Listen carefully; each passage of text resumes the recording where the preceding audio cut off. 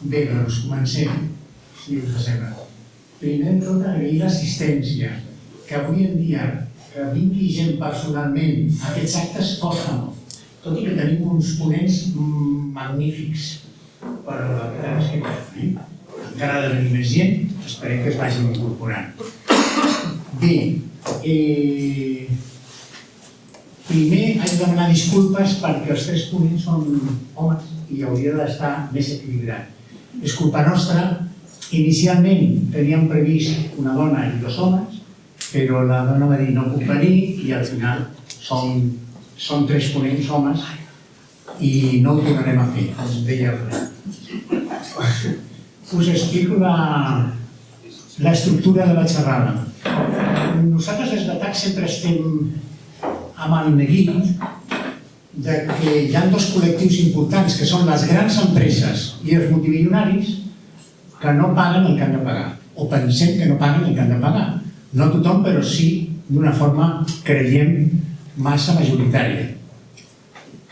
I vam pensar aquesta xerrada amb la següent estructura. La primera xerrada intenta centrar el tema, és a dir, la Unió Europea, a través de l'Observatori Fiscal de la Unió Europea, ha fet un estudi molt important per l'any 24 sobre l'evasió fiscal.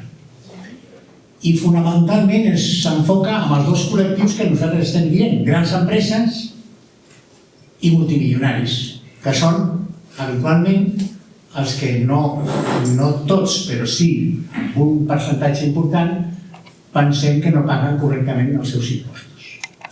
Doncs la primera xerrada és resumir aproximadament aquest informe de l'Observatori de la Unió Europea, l'Observatori Fiscal de la Unió Europea, que a més participa amb el tema Zuckman, que és un economista molt conegut sobre aquests temes. La segona intervenció serà a nivell d'Espanya què es podria fer per reduir aquest frau o aquesta evasió o elusió. I la tercera és una visió molt particular i molt enginyosa, crec jo, una diversa manera d'estructurar l'impost de patrimoni a Catalunya. Aquesta és una mica l'estructura de la xerrada. L'objectiu és simple.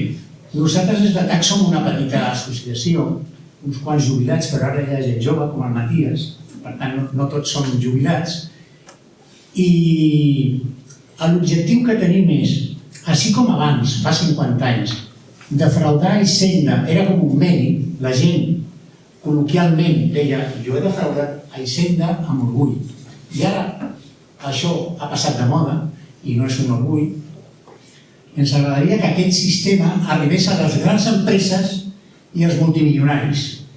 Que el Consell d'Administració d'una gran empresa, quan es reuneix per dir a veure, fem enginyeria fiscal perquè ens estalviarem molts diners, desviem els beneficis a territoris de baixa tributació, ho fem a través de crèdits, ho fem amb els intangibles. Doncs ens agradaria que el mateix Consell d'Administració hi hagués la idea de dir no, hem de pagar els impostos com cal i no volem fer trampes, ni evasió, ni il·lusió, ni frau.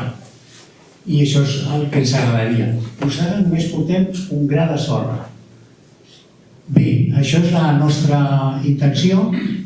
Ara ja vaig a presentar a Íñigo, que és el primer ponent, i començarem ja la xerrada. Íñigo és de Oxfam Intermón, és el coordinador d'estudis, és a dir, vosaltres cada X temps surten estudis molt importants d'Intermón, que sobretot ens venen a dir el 2% de la població més rica atesora el 50% del patrimoni mundial. I també estudia molt la desigualtat. I ell ens parlarà d'aquest estudi de l'Observatori. Passarem ja el micro a Íñigo i endavant. Primer de tot, moltes gràcies per la invitació i estic molt content de compartir aquesta taula Aquests ponents. Perdona, aquests ponents. Faré la presentació en castellà, ¿vale? Pero bueno, pues voy a empezar. La idea es presentaros un poco los principales resultados de este informe, que lo que intenta es poner un poco de luz un poco sobre un tema que es la elusión y la evasión fiscal, cuyo principal objetivo es pasar desapercibido. Luego, bueno, pues entrar... ¿No? ¿Ahora? A lo mejor.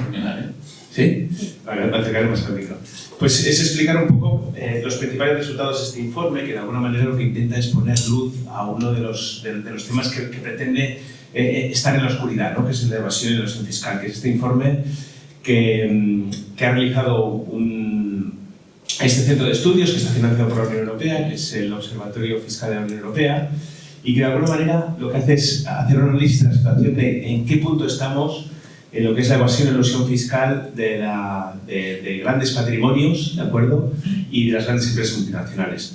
Lo que hace este estudio es ofreceros una perspectiva global de cuál es la situación y cuáles son los progresos que se han hecho en la lucha contra la evasión y la elusión fiscal, y pone 3 ejemplos, ¿no? Y siguiendo un poco pues la idea esta de, no sé si acordáis, esa famosa película del bueno, ese spaghetti western del bueno, el feo y el malo.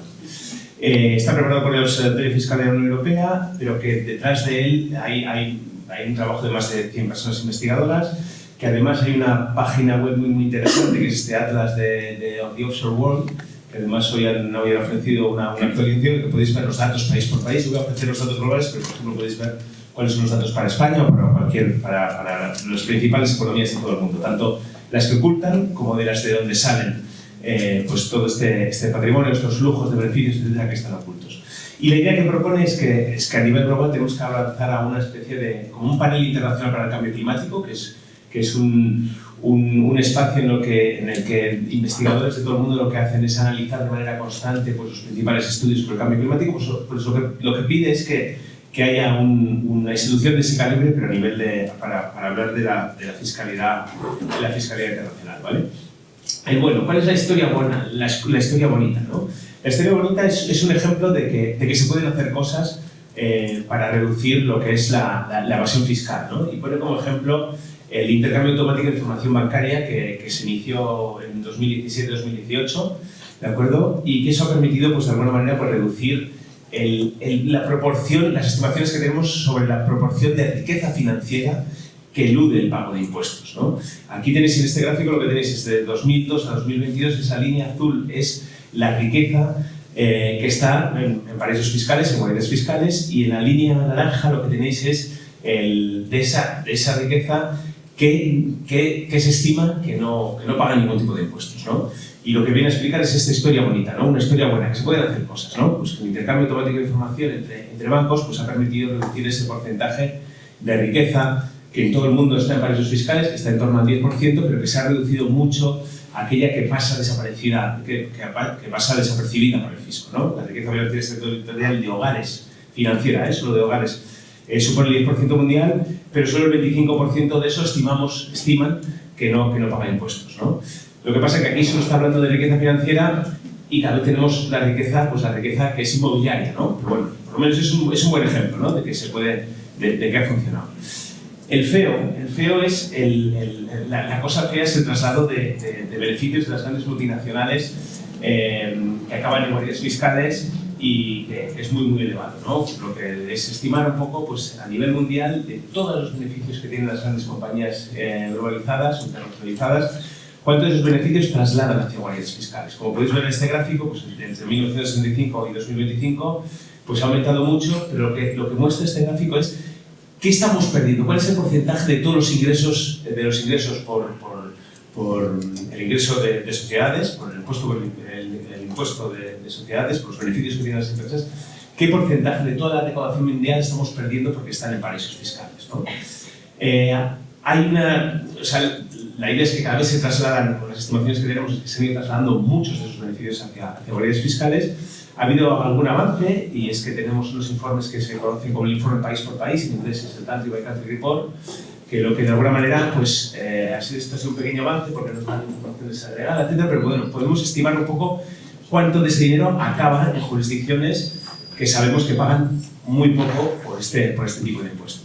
Las estimaciones que nos ofrecen es que cerca de $1 billón de las principales multinacionales de todo el mundo se desplazan artificialmente hacia paraísos fiscales, que supone el 35% de todos los beneficios que generan a nivel internacional y que eso supone alrededor de un 10% de pérdidas en impuestos de sociedades. Es decir, si no existiese, si consiguiésemos fiscalizar esos beneficios, pues tendríamos a nivel mundial tendríamos un aumento de recaudación por este tipo de impuestos del 10%. Aquí se han puesto unas medidas en marcha, que ahora hablaré de ellas. A nivel global es la iniciativa BEPS en el marco de la OCDE, y luego en Estados Unidos, paradójicamente, fue el propio Donald Trump el que puso esta ley de recortes fiscales y de empleos un poco para evitar este traslado de beneficios, y ya empezamos a tener un poco de evidencia, ¿vale?, de que al menos en Estados Unidos todavía tenemos que acabar de ver ¿por qué se debe esta caída? Aquí en este gráfico lo que tenéis es los últimos datos que hay disponibles, que son para 2022, cómo se han reducido los beneficios que las empresas estadounidenses están desplazando hacia paraísos fiscales como puede ser Puerto Rico, Singapur, Holanda, Luxemburgo, Suiza, el Caribe o Irlanda, ¿no?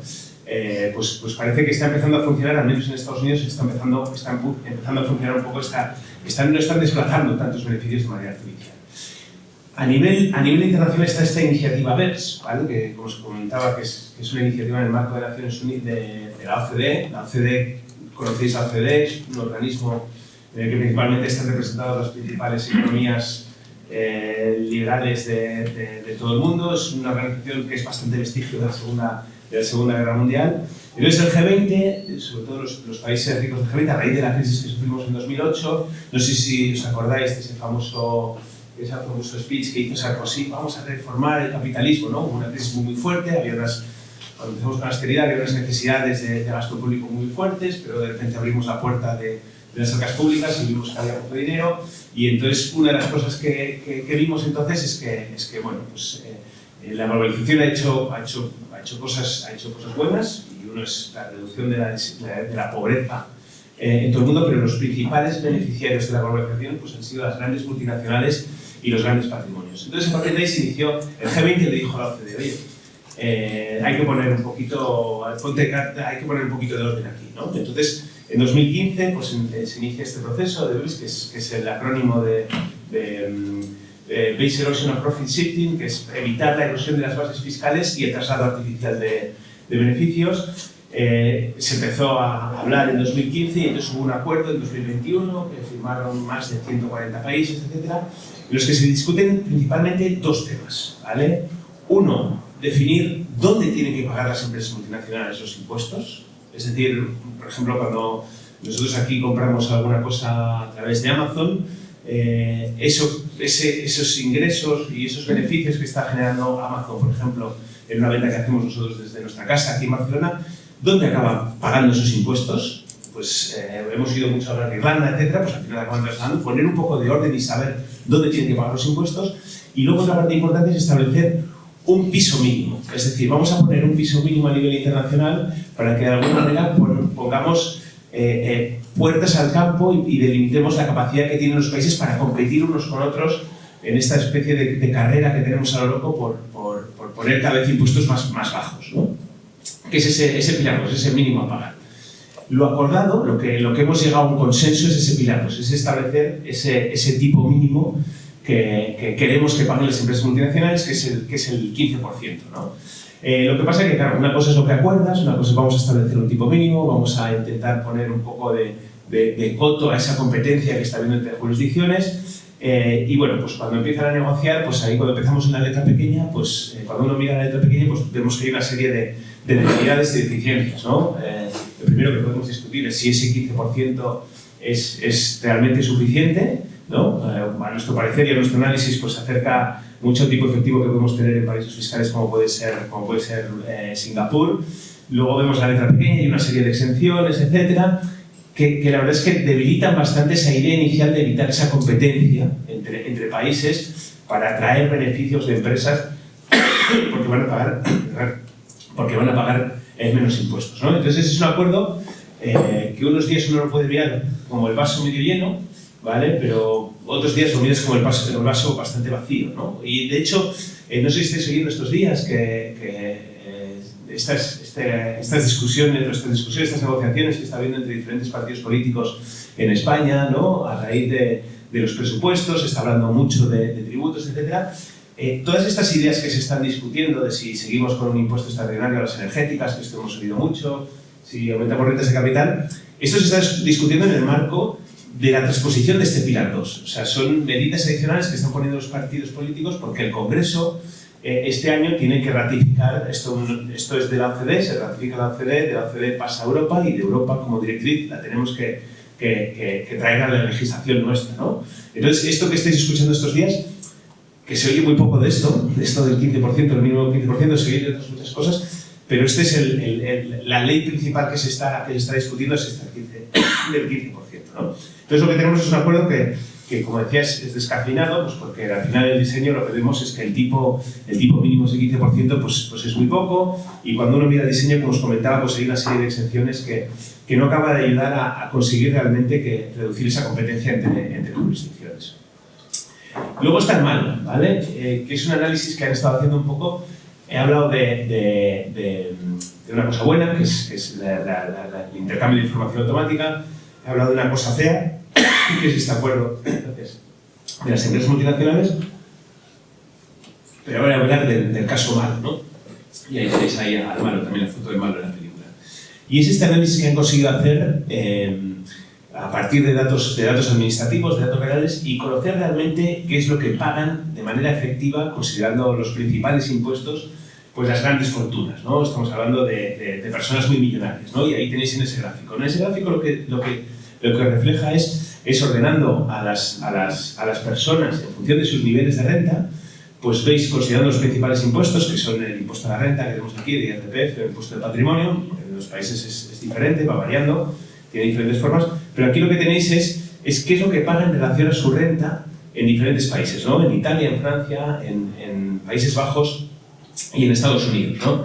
Lo que vemos es que cuando consideramos diferentes impuestos y tenemos información pues, administrativa, saber realmente qué es lo que paga quién, pues los sistemas tributarios son poco progresivos o en algunos casos son directamente planos, pagamos todos lo mismo, esa idea de que los sistemas tributarios en su conjunto tienen que ser progresivos, nosotros lo tenemos en la Constitución, ¿de acuerdo? E incluso cuando vemos los grandes patrimonios es regresivo, o sea, incluso pagan menos. Pues en el caso, por ejemplo, de Holanda, en el caso de Francia, etcétera, pues pagan prácticamente menos que personas que están dentro del decil con menores ingresos del país, ¿no? Esto resulta bastante innovador porque hasta hace poco, bueno, luego conoceremos mejor el caso de la fiscalidad del patrimonio aquí en Cataluña, pero es la primera vez que se obtienen pues datos administrativos y se puede saber realmente qué es lo que se está pagando. Y la principal razón radica en las debilidades que tenemos en el impuesto a la renta, ¿no? El impuesto a la renta, debilidades que tenemos en el impuesto a la renta, la baja tributación que tienen las rentas de capital. Hay que pensar que cuando, normal, ¿no? Cuando tienes patrimonio, el peso de tus rentas que vienen como resultado de tus inversiones, etcétera, pues es mucho mayor de lo que obtienes por tu trabajo, ¿no? Que cada vez están menos gravadas. Y luego, porque hay diferentes formas, ¿no? No sé si escuchasteis, por ejemplo, cómo Elon Musk, que ahora mismo además no me invita hoy, etcétera, pero bueno, las personas más ricas de todo el mundo, pues cómo compró Twitter, ¿no? O sea, compró Twitter, pero endeudándose a cargo de las acciones que tenía en Tesla, ¿no? De la compañía automovilística de la que es principal accionista, ¿no? Él no sacó dinero, ¿no? Él no necesitó dinero, se endeudó a partir de ello, entonces a partir de esa deuda, poniendo como colateral todas esas acciones, puede acceder a comprar, pues en este caso, una red social, ¿no? Entonces, lo que tenemos es que muchas de esas personas muy millonarias, cuando tú tienes mucho patrimonio, pues puedes vivir a crédito, ¿no? Utilizando tu patrimonio como aval e incluso, pues tú puedes canalizar tus gastos principalmente a través de empresas pantallas o cualquier otro tipo de sociedad, que lo que hace es que finalmente las estimaciones que aportan este estudio del Observatorio Fiscal Europeo es que las estimaciones es que los milmillonarios pagan considerando renta y patrimonio entre el 0 y el 0,5%. ¿no? ¿Qué es esa? Pues lo malo. Aquí tenéis, pues nosotros es un ejemplo que estuvimos comparando un poco estimaciones de qué es lo que pagó el señor Elon Musk entre 2014 y 2018, que fue aproximadamente un 3,27%, pues lo comparábamos con una compañera con la que colaboramos, ¿de acuerdo? Parece que era en Uganda, ¿de acuerdo? Pues que tiene un pequeño impostecito y qué es lo que tiene que pagar. No paga IRPF, pero paga una serie de impuestos pues, por los ingresos que obtiene por su negocio, ¿no? Pues pagaba aproximadamente el 40% de sus beneficios, cuando el señor Elon Musk, pues las estimaciones que tenemos es que pagaba apenas un 3,27%, ¿no? Conclusión y valoración un poco del informe, ¿no? Y es que a pesar hay mucha discusión académica, hay mucha discusión sobre la metodología, os lo podéis imaginar, porque no es nada fácil estimar este tipo de cosas, etc. Pero sí que es un informe que resulta crucial para poner un poco de luz sobre un tema de que todo el mundo hablamos, ¿de acuerdo? Pero del que es muy difícil observar. Además es un informe que no solo ofrece análisis, sino que ofrece propuestas, ofrece soluciones y son realmente valientes. También pone manifiesto la idea de que la evasión y la elusión fiscal no es una ley de la naturaleza, no es algo que nos haya venido, que nos haya caído del cielo, sino que es el resultado de una elección de políticas y por lo tanto pues podemos ponerle solución, porque hemos visto que hay políticas que son eficaces para luchar contra o al menos reducir los espacios, las oportunidades para que haya evasión y elusión fiscal. Hemos visto otras que se quedan cortas, como es este acuerdo que a nivel global para poner un tipo mínimo a las grandes empresas internacionales, y hay otras que siguen sin abordarse. Ahora hablaré un poco más de eso, que es la tributación de los grandes patrimonios, ¿no? Luego otro tema que apunta también este informe es que siempre hemos buscado como la coordinación a nivel internacional para encontrar soluciones, ¿no?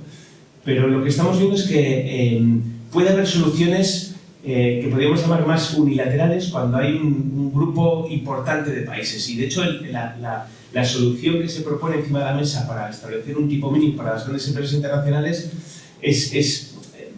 puede funcionar porque tenemos un grueso importante de países que lo ponen, porque lo que te viene a decir un poco el arreglo de este acuerdo del tipo mínimo de las grandes multinacionales es que le da la potestad en este caso, por ejemplo, a la Agencia Tributaria Española, para si una empresa española está pagando solo un 10% en una jurisdicción, pues entonces cuando la Agencia Tributaria Española le pregunta a esa empresa, ¿y cuánto estás pagando en esa jurisdicción? Y le dice, no, estoy pagando el 10%, la Agencia Tributaria Española le dice, vale, pues te faltan 5 puntos por pagar, ya te los cobro yo, ¿no? Entonces, de alguna manera, lo que está haciendo es impulsar a esa jurisdicción que solo cobra el 10%.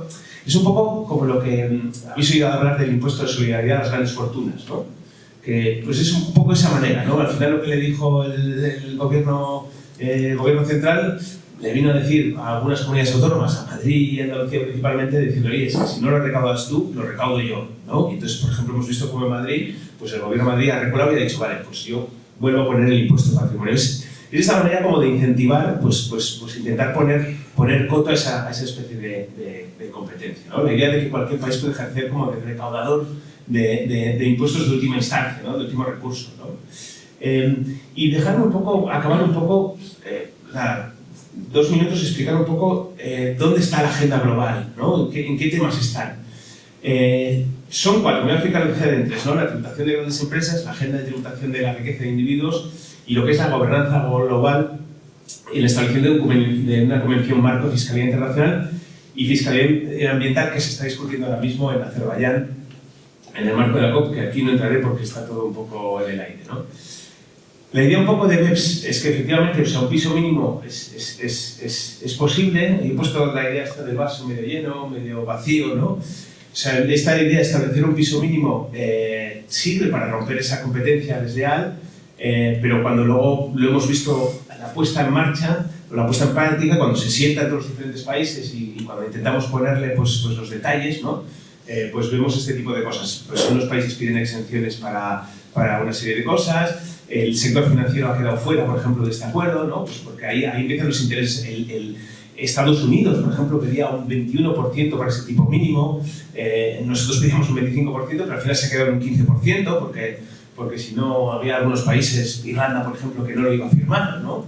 Entonces, pues ahí hay un tira floja bastante importante, pero que al final lo que hace es descafeinar un poco el acuerdo. Y además muy importante, y especialmente importante para los países del sur global, que no están representados en estos espacios de discusión, es la idea que os comentaba de ese pilar 1, ¿no? De los derechos tributarios, es definir dónde tienen que pagar las empresas, pues donde crean el valor, donde venden, tener un acuerdo, porque realmente pensar que esto es un hito, porque es que hasta hace muy poco, bueno, la gran mayoría de las reglas fiscales a nivel internacional fueron escritas hace 100 años, ¿no?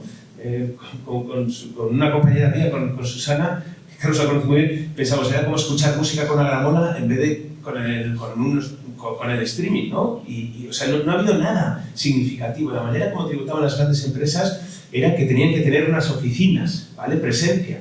Pero ahora cuando uno coge un Uber, cuando uno está escuchando música, pues con cualquier sistema de streaming, realmente no necesitas que haya presencia física de esas empresas, ¿no? Y teníamos unas reglas de juego pues, que estaban completamente desfasadas con la realidad y los cambios que ha habido en la economía y la digitalización de la economía.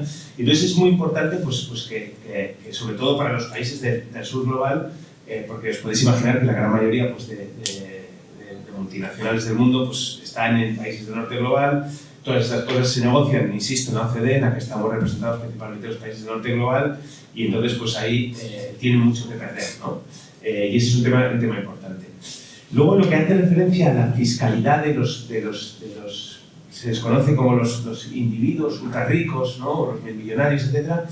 Sí que ha habido, sobre todo en el último año, ha habido unas discusiones muy interesantes en el marco del G20, que ha estado durante los últimos 6 meses presidido por el gobierno de Brasil, y este tema lo ha puesto en la agenda, ¿no? Este tema lo ha puesto en la agenda del G20. El G20 también pues, son las 20 economías más poderosas del mundo. También no es un espacio en el que haya mucha representatividad de muchos países, pero bueno, sí que es un espacio en el que bueno, pues, se ha puesto en agenda. El gobierno brasileño les ha dicho a los ministros de Economía y de Finanzas de los países que forman parte de este bloque, les ha dicho que aquí hay que poner recoto. Entonces le pidió un informe a este economista, Gabriel Zucman, en el que ofrecía pues, este diagnóstico de que lo que vemos es que los sistemas tributarios, cuando los vemos en su conjunto, esas grandes fortunas se escapan, son capaces de no pagar impuestos, ¿no? Tiene un diagnóstico compartido, han hecho una serie de declaraciones. Ahora nosotros estamos muy pendientes porque el lunes que viene es la reunión de jefes de Estado, ¿no? Que tienen que ratificar todo eso que han dicho. Tienen como un diagnóstico compartido, ¿no? Han visto los números y han dicho, oye, sí, parece que aquí hay un problema, ¿no? Pero ahora hay que ponerle el cascabel al gato, ¿no? Hay que tener hay que ser un poquito, pues estamos preocupados para qué soluciones ponemos. Hay una solución encima de la mesa, que es una alternativa que se ha puesto, pero que no se ha decidido, que es que los países se comprometan a que los millonarios paguen un 2% del total de su patrimonio, ¿vale? Da igual la forma que sea, puedes utilizar el impuesto de patrimonio, el impuesto de rentas de capital, lo que sea, cada uno elija. Pero sí que hay una propuesta encima de la mesa, y entonces pues habrá que ver, sobre todo ahora, en la reunión que hay el lunes y el martes que viene, que van los jefes de Estado de estas economías. Habrá que ver también luego cómo retoma esto la presidencia sudafricana, pero parece que es un tema que ha llegado para quedarse, y así como tardamos antes pues, más de 10 años en tener un acuerdo para la fiscalidad corporativa, pues a ver si conseguimos ser un poquito más ágiles y tener un resultado para lo que es la fiscalidad de los grandes patrimonios. Es esta propuesta, aquí tenéis una foto de este economista, de Gabriel Zucman, y bueno, pues ahí veis las simulaciones que se hacen, ¿no? Pues si tuviésemos pues esa propuesta, por ejemplo, del 2%, ¿no? Cada país puede elegir la forma que sea, pero que el resultado sea que de los patrimonios, los millonarios de su patrimonio, paguen el 2%. Pues conseguimos de alguna manera revertir esa regresividad que vemos en los sistemas tributarios en su conjunto. Y luego tenemos, pues, claro, los países del sur global que dicen, oye, es que aquí estáis decidiendo de nuevo vosotros, esas reglas de hace 100 años también las eligieron, las hicieron, pues os podéis imaginar quienes hicieron esas reglas, y entonces insisten y dicen, oye, es que el OCDE no es el espacio para hablar de estos temas, necesitamos un espacio que sea mucho más representativo, ¿no?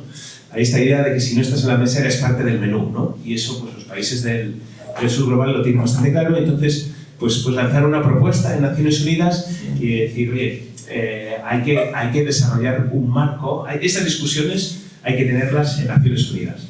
Y bueno, pues fue un golpe encima de la mesa, principalmente por parte de los países africanos, que tuvo una gran mayoría de... Ya podéis ver, los que salen rojos son los que votaron que no. Os podéis imaginar quiénes son los que votaron que no, ¿no? Y los que votaron en verde, pues son los que estaban a favor de, oye, vamos a trasladar, vamos a empezar a definir cómo vamos a discutir este tema en el marco de Naciones Unidas. Entonces aquí se abre un espacio pues bastante interesante en el que podamos discutir pues, temas de materia fiscal, ya sea de fiscalidad corporativa, como la fiscalidad de las personas, de los grandes patrimonios, en el marco de Naciones Unidas. Y bueno, pues aquí se abre una puerta pues, también para hablar de estos temas. Y nada, y con esto ya acabo. Muchas gracias.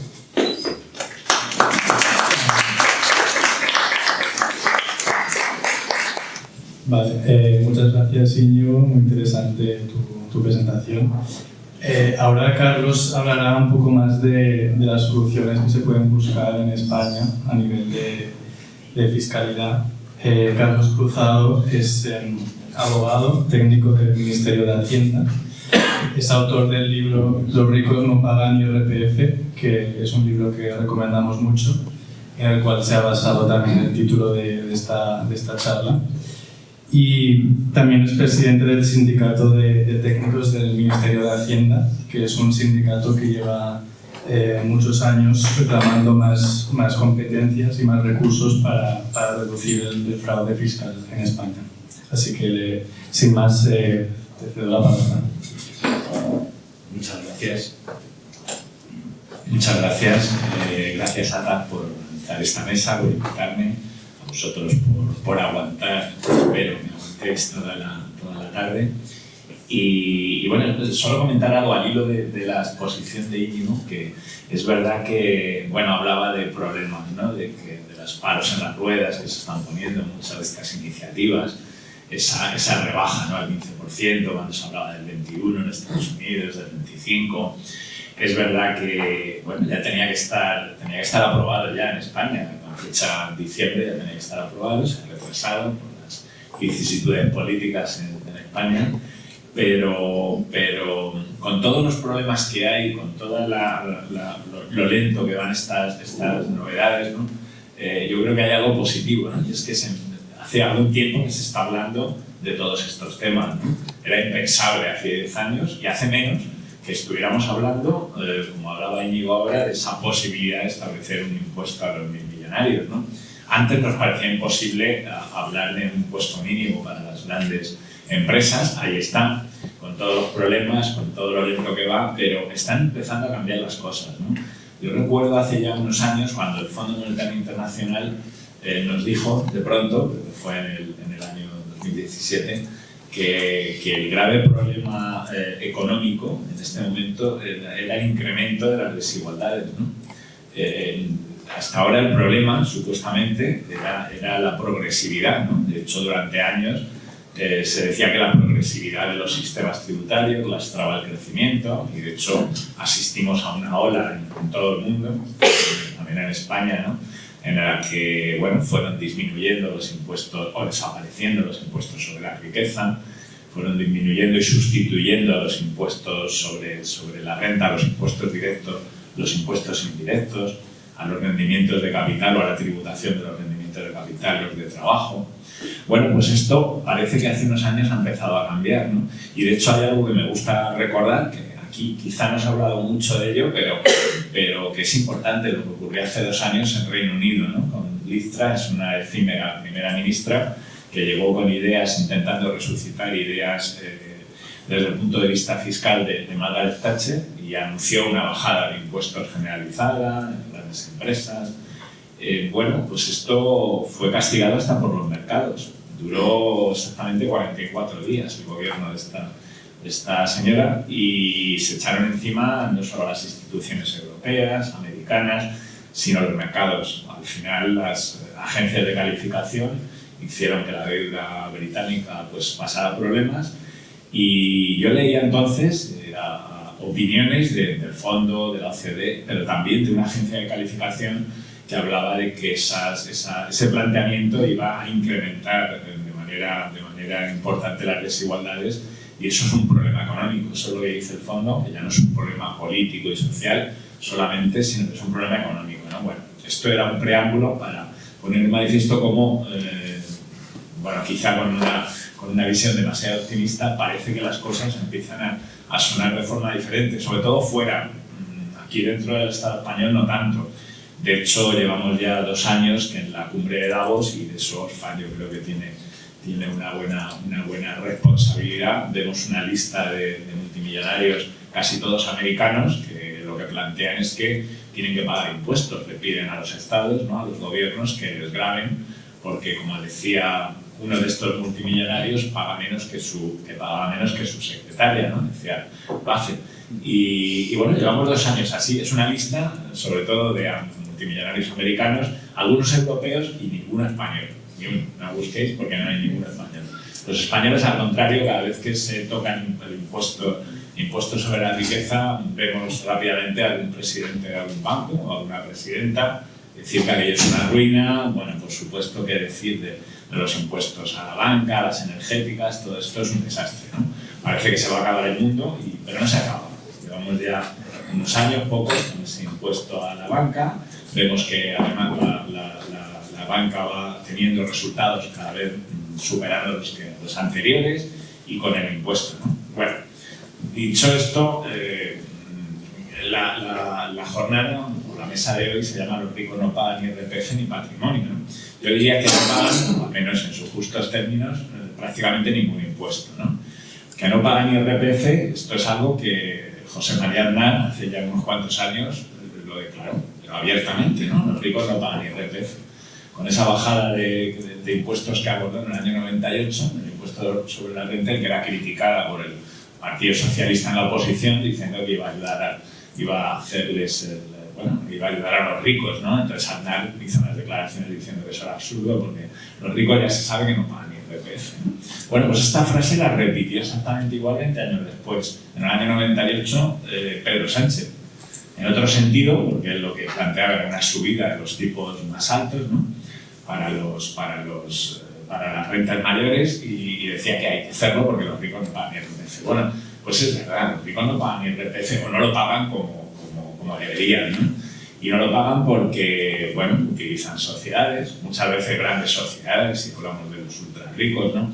Pero es que las grandes sociedades tampoco pagan impuestos de acuerdo con su capacidad económica. Y yo se refería al informe país por país. Nosotros, desde mi organización, hace años que cada vez que publica anualmente la agencia tributaria los datos de tipos efectivos de las grandes empresas, o de las empresas que tributan en grupo, o de las que no tributan en grupo, siempre destacábamos cómo las muy grandes empresas tributan a tipos casi a la mitad, o incluso por debajo de la mitad, que las podemos denominar pymes, ¿no? El último dato publicado era un 17% frente al 7% de las grandes, ¿no?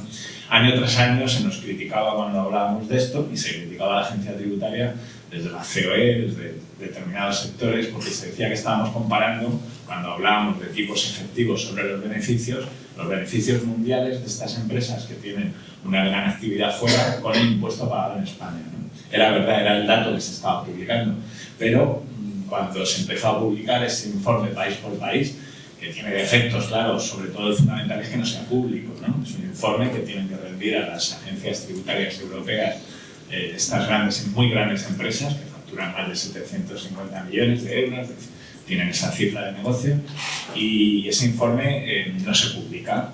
Y la agencia tributaria lo que publica es una estadística. Sería bueno también que conociéramos que están pagando cada uno de los grandes grupos españoles. Hay 123 en el último estadística de la agencia tributaria, y de esos 123 grupos hay 26 grandes grupos españoles, no sabemos cuáles, que tributan en tipo efectivo sobre sus resultados por debajo del 3%.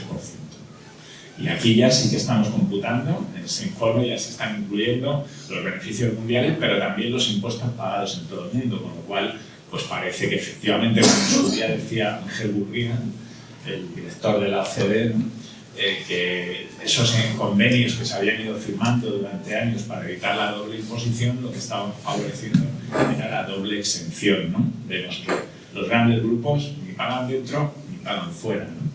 Por tanto, aquellos millonarios o mil millonarios que que controlan algunas de estas grandes empresas no solo no tributan en renta, sino que tampoco tributan en sus justos términos a través del impuesto de sociedades, ¿no? Y si luego ya vamos a los impuestos sobre la riqueza, pues qué decir. En España ya sabemos lo que ha ido ocurriendo con el impuesto de sucesiones, con el de patrimonio, impuestos cedidos a las comunidades autónomas y esa competencia fiscal a la baja que han ido encabezando en Madrid y siguiendo muchas comunidades autónomas que han hecho que durante años el impuesto de patrimonio, desde que se recuperó en el año 2011, pues 2/3 de las personas más adineradas, las que declaran más de 30 millones de euros, según el último escalón de la estadística que publica la agencia tributaria, 2/3 de ellos no tributen porque están residenciados o residen en Madrid, ¿no? No han estado tributando, ¿no? 2/3. Solo ha tributado 1/3, que eran los que vivían fuera de Madrid. Y de los demás de 6 millones de euros, la mitad tampoco han tributado porque están residiendo en Madrid, ¿no? Si hablamos del impuesto de sucesiones, pues ya sabemos lo que ha pasado también con esa competencia en lo que se refiere a las sucesiones entre familiares cercanos que tributan apenas un 1% en Madrid y en muchas otras comunidades autónomas, ¿no? Por tanto, la conclusión sería que los ricos, me vais a permitir esta licencia, no pagan ningún impuesto, ni IRPF, o no los pagan, sí pagan, pero no de acuerdo con su capacidad económica, ¿no? Esto es lo que en principio llamamos elusión, que distinguimos de la evasión, ¿no? Sería el no pagar impuestos o reducir la factura fiscal de acuerdo con cuestiones legales, ¿no? Con esos agujeros o con esas posibilidades legales por las cuales no se tributa. La elusión, ¿cómo se combate? Modificando las normas. Por tanto, esa frase que en el 98 ya decía José María Aznar, que los ricos no pagaban ni IRPF, pues siguen sin pagarlo porque no se han ocupado de modificar las normas para que lo hagan, ¿no? Y es lo que hay que hacer, modificarlas para que paguen IRPF, para que paguen impuestos de sociedades, impuestos sobre la riqueza. Y entonces, por tanto, la forma de combatir esto es abordar una reforma fiscal integral, una reforma fiscal completa en la cual pues, se tapen sobre todo todos estos agujeros por los cuales pues, hay una parte de la ciudadanía que no paga de acuerdo con su capacidad económica, ¿no? En el impuesto sobre la renta hablaba antes Íñigo de los rendimientos de capital, que como sabéis, a pesar de que el impuesto de la renta, cuando surge al inicio de la democracia, era un impuesto sintético en el que todas las rentas tributaban con independencia de su fuente en la misma escala, pues esto fue cambiando con este movimiento que ha habido durante estas últimas décadas, sobre todo a raíz del gobierno de Thatcher en Reino Unido y de Reagan en Estados Unidos, en el que se demonizaba la progresividad fiscal y se intentó y se consiguió el ir trasladando los gravámenes de los rendimientos de la imposición directa, en la que se tienen en cuenta las circunstancias de las personas que están tributando, patrimonio, renta, a los impuestos indirectos, impuestos básicamente sobre el consumo, en el cual pues, todo el mundo paga por igual y por esto decimos que son impuestos regresivos, ¿no? Bueno, pues esta es la cuestión. Impuesto de patrimonio, impuesto de sucesiones, impuestos de la riqueza. Siempre se dice que es que en Europa no hay impuesto de patrimonio, salvo en Noruega, en Suiza, pero no en países de la Unión Europea. Pero esto es fue debido precisamente a esa ola, ¿no? de antiprogresividad de los sistemas fiscales. Esta empieza a cambiar, ¿no?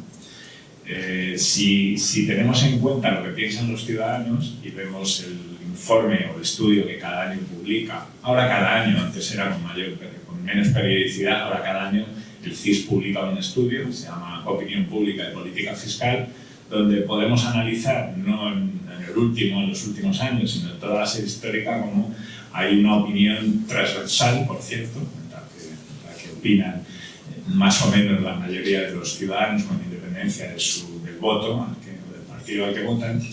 Y aquí lo que nos dice este informe, desde hace años, es que hay un porcentaje muy grande de ciudadanos, cerca del 90%, que piensan que hay mucho o bastante fraude fiscal.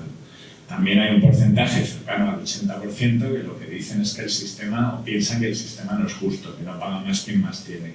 Y por último, alrededor de un 60% de ciudadanos opinan que la administración tributaria no hace lo suficiente para combatir el fraude, ¿no? Bueno, si a esto le unimos bueno, otros datos de otro estudio que publica el Instituto de Estudios Fiscales del Ministerio de Hacienda, que es el Barómetro Fiscal, también lo publica con cierta periodicidad, y en el que la mayoría de los ciudadanos, de la ciudadanía, lo que piensa es que el fraude es básicamente, en el mayor porcentaje, culpa o responsabilidad de los empresarios, pues podemos, digamos que juntando todas estas opiniones, podemos llegar a la conclusión de que efectivamente los ciudadanos o la ciudadanía es consciente de que no paga más el que más tiene y de que hay mucho fraude, ¿no? Bueno, ante este panorama, ¿cómo actúa la agencia tributaria? ¿Cómo actúa la administración tributaria? En el caso de la Agencia Estatal de Administración Tributaria. Bueno, en el año 2021, hace muy poquito, se ha publicado la última ley sobre prevención del fraude. Digamos que los últimos gobiernos en la última década han ido sacando distintas leyes, lo hizo el Partido Socialista, luego lo hizo el gobierno del Partido Popular, y esta última ley de prevención del fraude es del 21. Es una ley en la que, si vemos la exposición de motivos, pues apunta muy bien, ¿no? Se dice que hay que dotar a la administración tributaria de los recursos suficientes para poder combatir el fraude fiscal.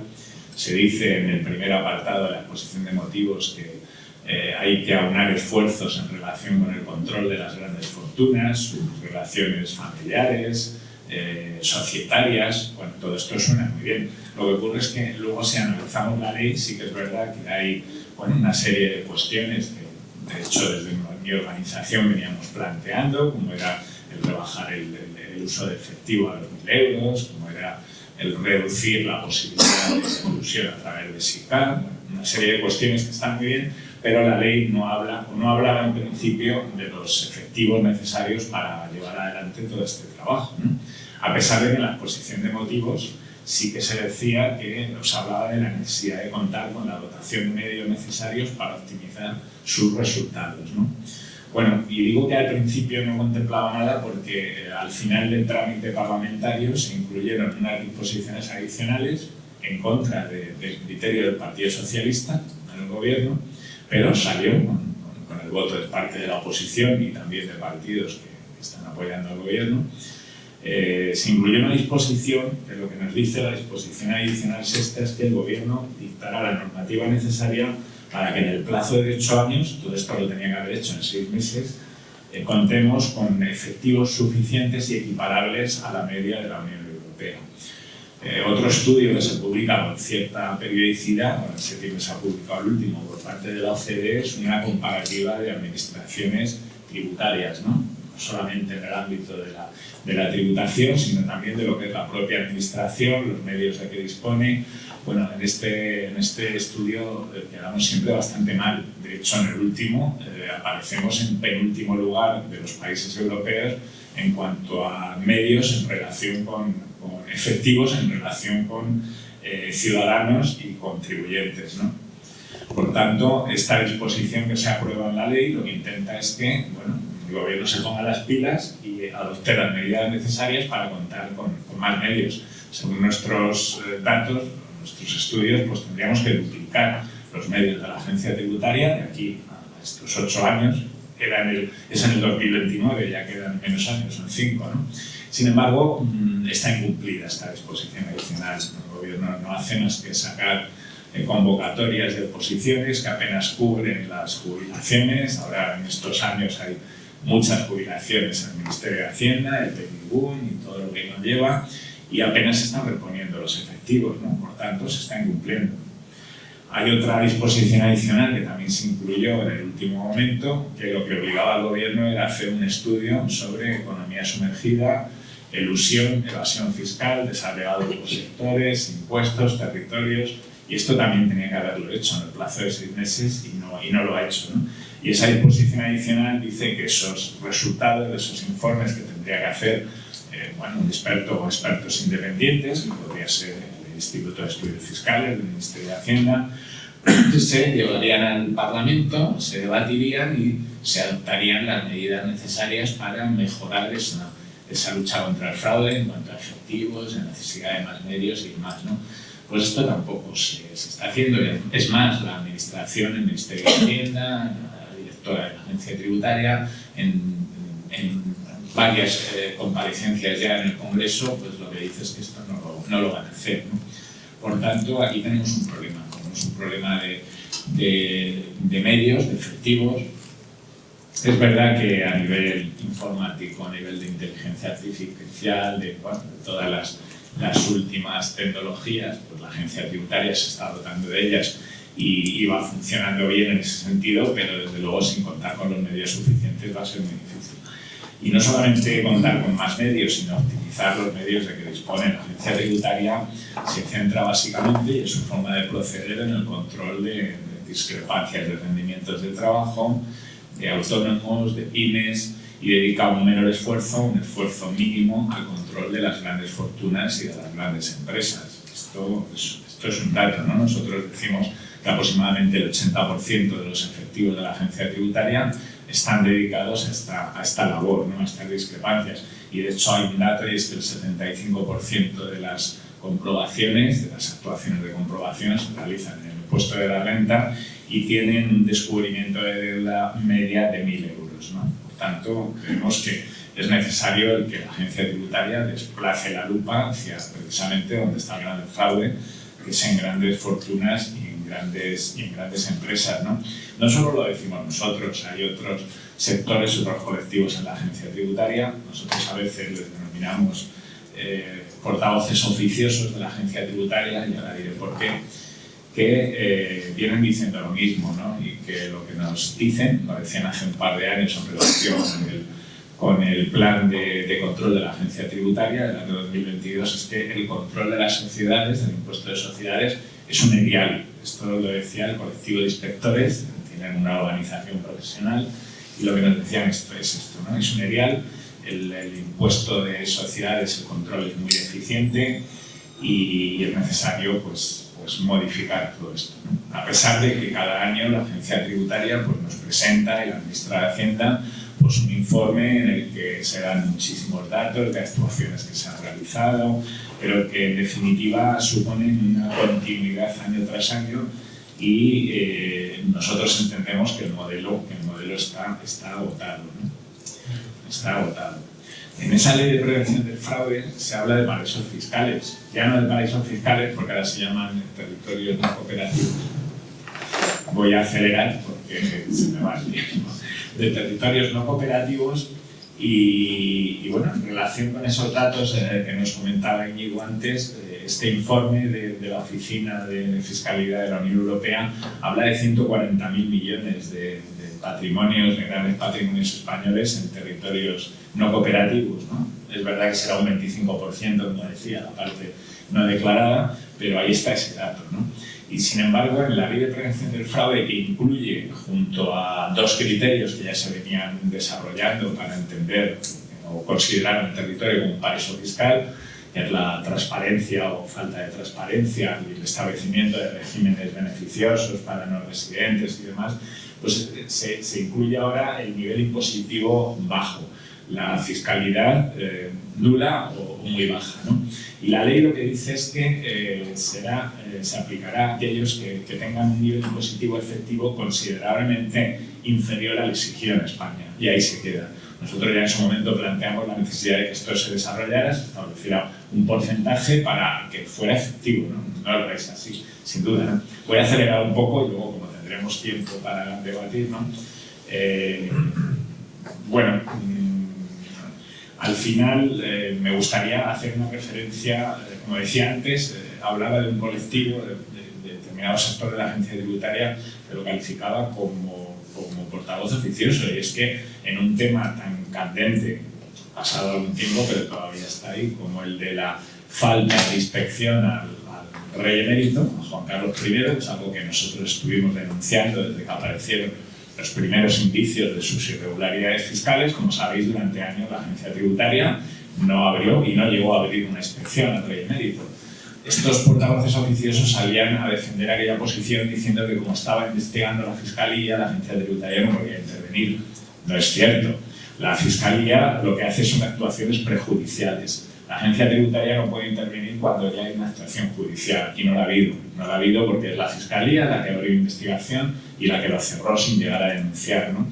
Y esto conllevó que el rey emérito pudiera finalmente regularizar, puesto que no se le había abierto una inspección como debería haber hecho la la agencia tributaria, ¿no? Y como digo, pues estos señores, estas señoras, pues justificaban el que la agencia tributaria no hubiera entrado, ¿no? Esto nos lleva ya, y con esto concluyo, a otra idea que tiene buena parte de la ciudadanía de que la agencia tributaria en el control pues tiene una doble vara de medir, ¿no?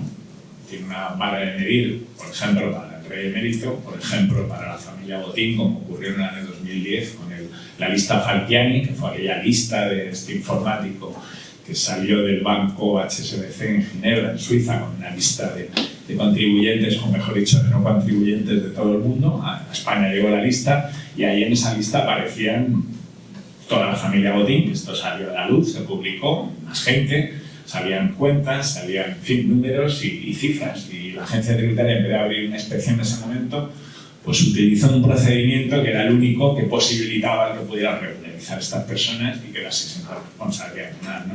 Y es lo que ocurrió. Podríamos hablar de muchos otros casos, pero bueno, en definitiva, solamente me quedaba por comentar algo en relación con la responsabilidad penal de los grandes defraudadores, que con el Código Penal que tenemos, y como decía el propio presidente del Tribunal Supremo hace unos años, Carlos Lesmes, la ley está hecha para robagallinas, decía el presidente del Tribunal Supremo, no para los grandes defraudadores, y así es. Si vemos el artículo que regula el delito contra la hacienda pública, lo que vemos es que se da muchas facilidades al gran defraudador para que reconozca su delito, la pena que se le imponga sea mínima, incluso las multas inferiores a las que impondría la agencia tributaria. Y esto lo hemos visto en cantidad de casos de gente muy famosa, como deportistas, futbolistas, cantantes, Akira. Suena todo esto, ¿verdad? Bueno, pues está claro que el delito fiscal como tal, regulado en el Código Penal, no está funcionando y habría que cambiarlo, ¿no? Ya con esto a cabo, la agencia tributaria desde el año 2011 ha ido reduciendo el número de denuncias fiscales, puedo decir, y eso es un dato que publica cada año, que de las 1.200 aproximadamente denuncias que hizo la agencia tributaria en el año 2011, el último dato, que es del 22, son 170 o algo así, ¿no?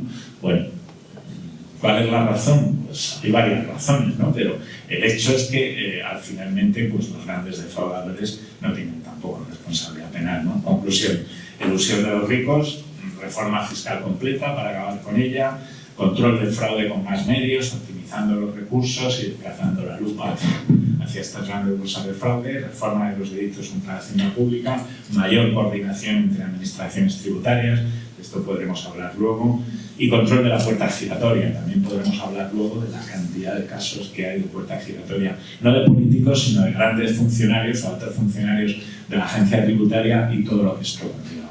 Con esto ya, perdón por haberme extendido.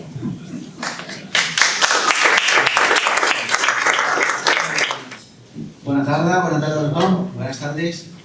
Bien, hoy me toca presentar al tercer ponente, el señor Jordi Galí, que ha hecho un informe, es coautor del informe, la verdad es que tremendamente interesante, con el título ¿Quién no paga el impuesto sobre el patrimonio?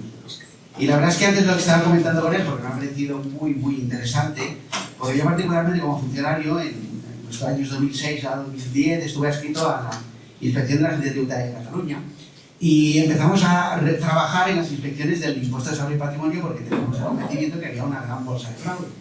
Y la verdad es que en todos mis años de control no me encontré a un súper rico nunca. Es decir, me encontré gente que le había tocado la lotería y que no sabía que había que pagar patrimonio, alguien que había recibido una herencia, pero un rico de verdad, en todos los años no lo vi. El informe me parece apasionante porque explica dos puntos por los cuales se produce esta elusión fiscal, que los explicará el señor Galí. Pero también nosotros cuando estábamos haciendo el control, cuanto más grande era el barco, cuanto más grande era la casa y más grande era la cuenta corriente, menos probabilidad que detrás hubiera una persona física. Es decir, los megayates eran de personas jurídicas y las personas jurídicas no pagan el impuesto sobre el patrimonio. Bien, doy paso al señor Galí que explicará el informe sobre quién no paga el impuesto sobre el patrimonio. Moltes gràcies per aquesta invitació. Aquest és un treball que vaig fer amb l'Èlia Capella, que és una estudiant brillant de la Universitat Pompeu Fabra. Actualment està fent un màster d'Economia a la Barcelona School of Economics i segur que en sentireu parlar en el futur. Jo no... Aquest és un treball sobre l'impost sobre el patrimoni a Catalunya. Jo no soc fiscalista, a diferència de les dues persones que m'han precedit, que ens saben molt d'impostos, doncs jo no m'hi dedico a això, jo em dedico a coses molt diferents, a temes de teoria macroeconòmica, de política monetària, però això m'ho vaig plantejar una mica com un treball extracurricular. Hi ha gent hi ha nens que van aprendre piano quan saben que no tenen cap esperança de ser bons pianistes, doncs una mica aquest és el meu cas. Però m'he divertit i crec que m'he divertit, però al mateix temps m'he frustrat i crec que hi ha informació molt interessant d'aquest. Aniré al gra, perquè tenim poc temps. Sobre l'impost del patrimoni, una petita introducció, és un tribut que és estatal, es va crear l'any 1991, grava el patrimoni net de les persones físiques, és a dir, el patrimoni menys els deutes, i el rendiment, com s'ha comentat abans, està cedit a les comunitats autònomes i que poden fer algunes modificacions, per exemple, poden canviar el mínim exempt, els tipus de gravamen i també poden bonificar-lo, fins i tot el poden bonificar al 100% com fan algunes comunitats autònomes. Aleshores, dos punts molt importants per entendre l'evidència que presentaré més endavant. Aquest impost té, com tots els impostos, suposo, exempcions. És a dir, en aquest cas és una part del patrimoni que no està subjecta a l'impost sobre el patrimoni.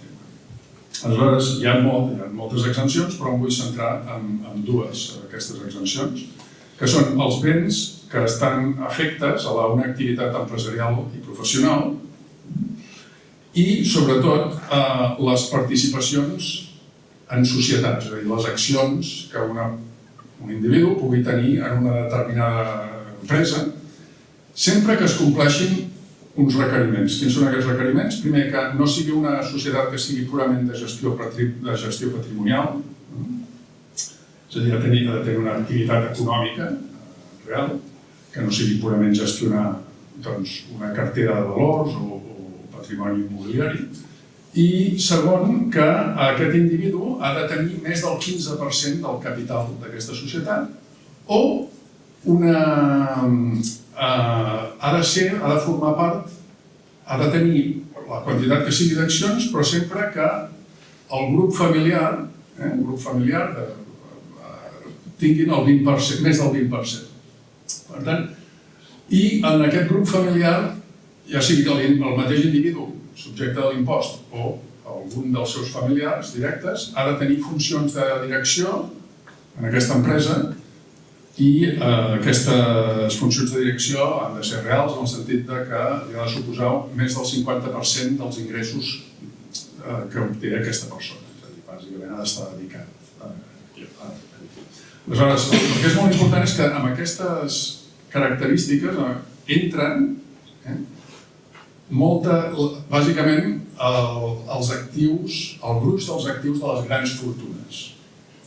Perquè les grans fortunes, en el nostre país, com a la major part del món, no es fan comprant i venent accions. Això pots, més o menys, si ets una mica espavilat, pots acumular alguns estalvis, però no faràs una gran fortuna. Les grans fortunes es fan creant una empresa que tingui molt d'èxit, que vagi creixent al llarg del temps, que es vagi passant d'una generació a una altra i que acumuli un valor molt gran. I aquí estan, bàsicament, totes les grans fortunes del nostre país, les grans famílies, per entendre's. El segon punt és que la quota que es paga de l'impost sobre el patrimoni i quan la sumes amb la quota de l'impost sobre la renda de les persones físiques té un màxim que pots pagar. La suma dels dos no pot superar el 60% de la base imposable de l'IRPF. Bàsicament, en paraules senzilles, dels ingressos que té una persona per rendes. I si ho supera, aleshores la diferència es descompta de l'impost de patrimoni. amb un límit, aquest descompte és un límit que seria un 80%. És a dir, com a mínim un 20% de l'impost de patrimoni es paga. Això què passa? Que una persona pot tenir un patrimoni molt, molt elevat, però si les seves rendes oficials són molt baixes, no ha de tenir, acaba pagant molt poc impost sobre patrimoni. Molt bé.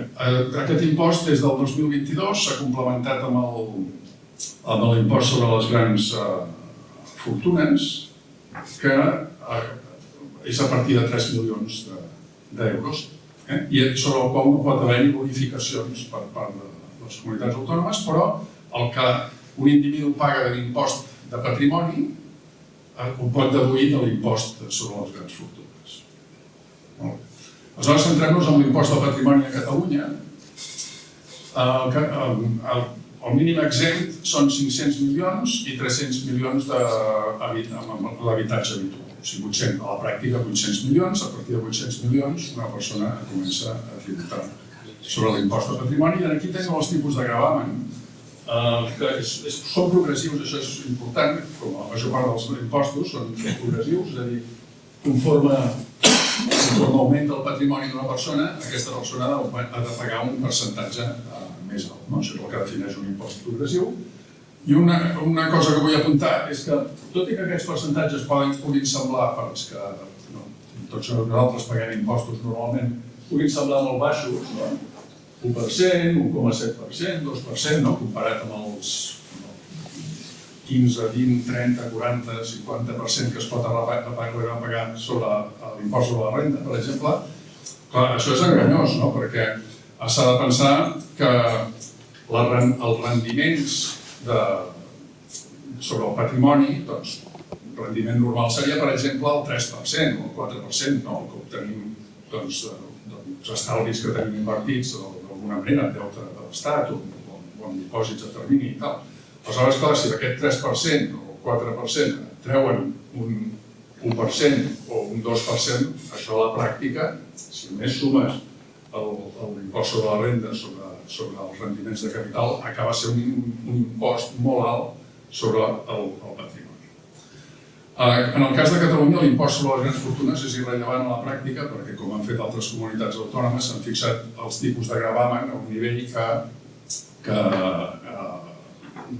no has d'acabar pagant a l'Estat, fins i tot si tens un patrimoni molt alt, perquè el pagues com a impost de patrimoni a Catalunya.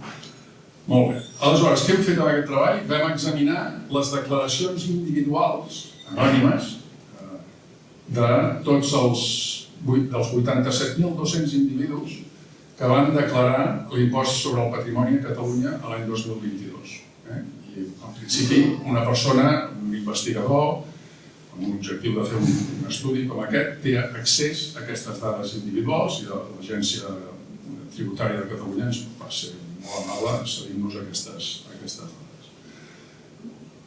Hi ha 87, l'any 2022, 87.000 individus van fer la declaració de l'impost del patrimoni, això és més o menys un 1,5% de la població adulta, i la recaptació en aquest impost de la Generalitat corresponia a 610 milions, que és un 1,2% dels ingressos de la Generalitat, per tenir una idea dels magnituds.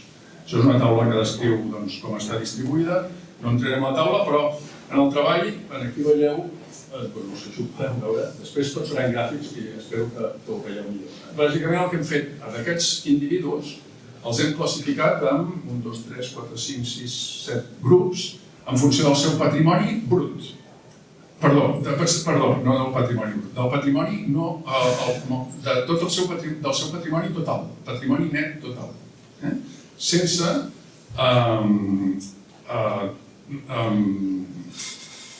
restant les exempcions, el patrimoni exempt. Per tant, és el patrimoni total, exempt i no exempt. I els hem classificat en 7 grups en funció per trams de patrimoni. Un va de 0 a 1, 1 milions, de 1 milió a 2 milions, 2 a 5, 5 i 10, de 5 a 10, de 10 a 25, de 25 a 100 milions i un altre grup que és més de 100 milions. Si teniu curiositat, va haver-hi 84 persones que l'any 2022 a Catalunya van declarar més de 100 milions de patrimoni. Òbviament, hi ha una concentració molt forta com el patrimoni amb 1.000 individus a Catalunya. Molt bé, aquest és un gràfic que una mica resumeix el missatge principal d'aquest gràfic. I us ensenyaré molts d'aquests gràfics, per tant és important que entengueu què representen. En l'eix horitzontal el que teniu és aquests diferents trams, aquests diferents grups. Aquí tenim els que tenen menys d'1 milió de patrimoni, entre 1 milió i 2 milions, etc., fins als que tenen més de 100 milions. I en aquest gràfic, concretament, per a cadascun d'aquests grups, el que representem amb aquestes barres és quina proporció d'aquest patrimoni han pagat en concepte d'impost de patrimoni. En promig dintre d'aquest grup. Cada individu, diferents individus dintre d'aquest grup han pagat diferents proporcions, però fem el promig. I el que veieu és que aquesta proporció, que tècnicament és la quota ingressada dividit pel patrimoni total, augmenta conforme va augmentant el patrimoni. Això és el que esperaríem sempre d'un impost progressiu. És natural.